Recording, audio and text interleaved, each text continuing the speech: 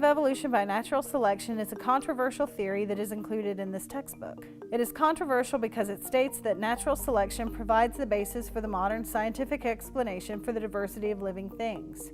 It is assumed that it produces large changes, even though this has not been directly observed.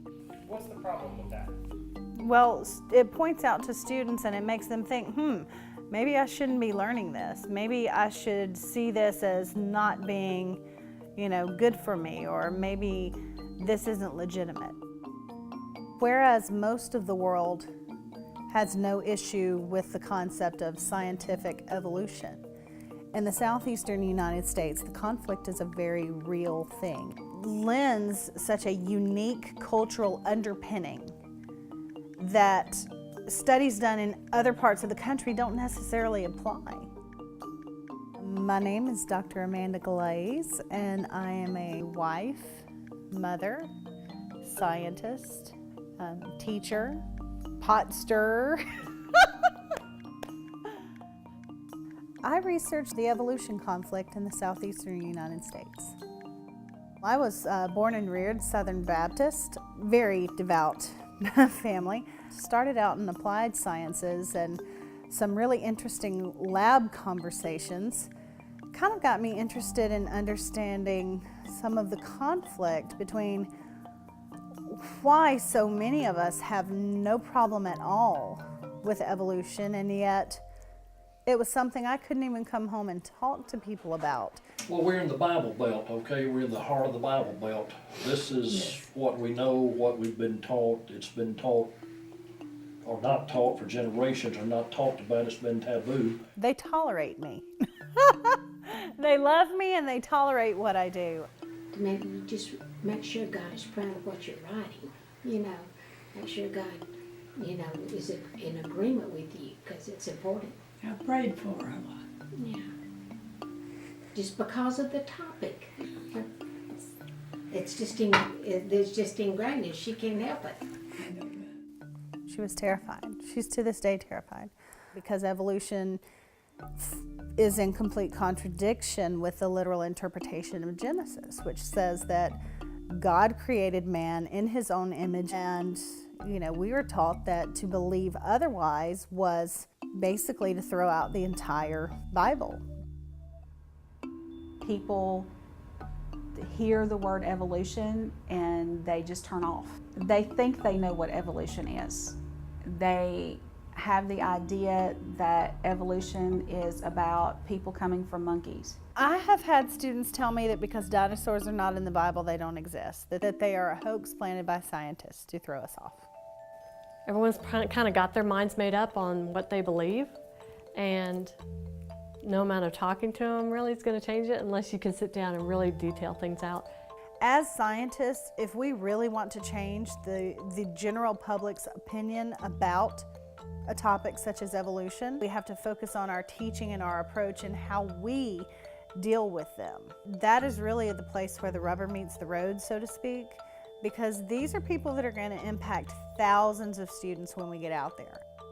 A lot of times we see things like a teacher coming into a classroom and telling students, I'm not comfortable with this. This does not agree with what I believe in, and they might teach it for a day or two, but it sends conflicting messages, much like having disclaimers in textbooks. I was one of those teachers that hoped that we didn't get to evolution because I didn't want to step on toes. That some kid's gonna run home and say, they're telling me I came from a monkey, and that's not what we're telling them.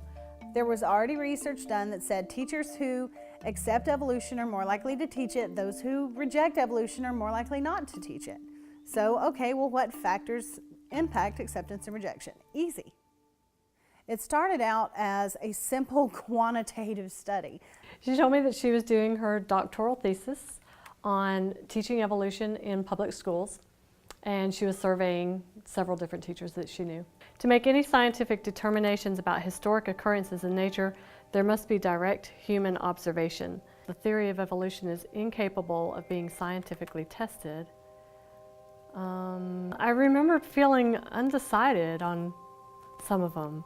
You would think that the more people in someone's life who were in science, technology, engineering, and math, you would expect them to have a positive impact on a person's acceptance of evolution, and that didn't happen.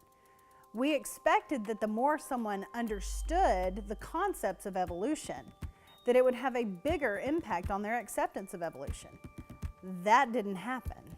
Their religious background explains a lot. 14% unique impact. We only got a moderate acceptance level, and these are biology majors and future teachers.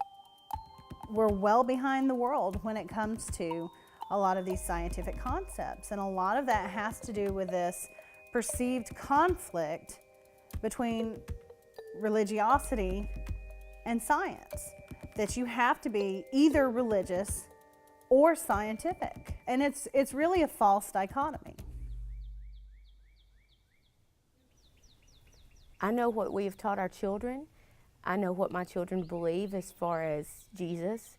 And if they want to add some scientific theory to that, as long as it does not contradict our religious beliefs, then I can accept that. I think I have to defer to scripture that says if you teach a child the way that it should go, it will not depart from it. Evolution to me is adaptation in humans and animals, and not on the scale of, let's say, monkeys to humans, more on the scale of fish flying, you know. He talks about Dr. Glaze a lot at home, which is different for him to talk about teachers instead of coaches. I mean, I believe as soon as I walked in that Dr. Glaze respected my beliefs, and if a Muslim or somebody else or an atheist walked in there, she'd respect that too. There's no doubt about it. You're free to believe what you want to believe. Here's the science. Let's look at it. Okay, let's talk this through. Let's look at what's going on here. The ability to take off that belief hat and set it aside for a minute and weigh the evidence without it, it's opening the door to them being okay with sidelining those beliefs later. That's a journey that's very hard, especially people coming from a literalist, fundamentalist position. I know because I've made that journey myself. We're never going to get any better as a people, as a state, as a country, as a world, if we're not open to change. You can't make everyone accept evolution. That's true. But if you look at things from a perspective of, you know, a lot of those people were in the very high acceptance. There were a good deal in the low, very low levels. But a majority of those people fall in the middle when you look at the bell curve.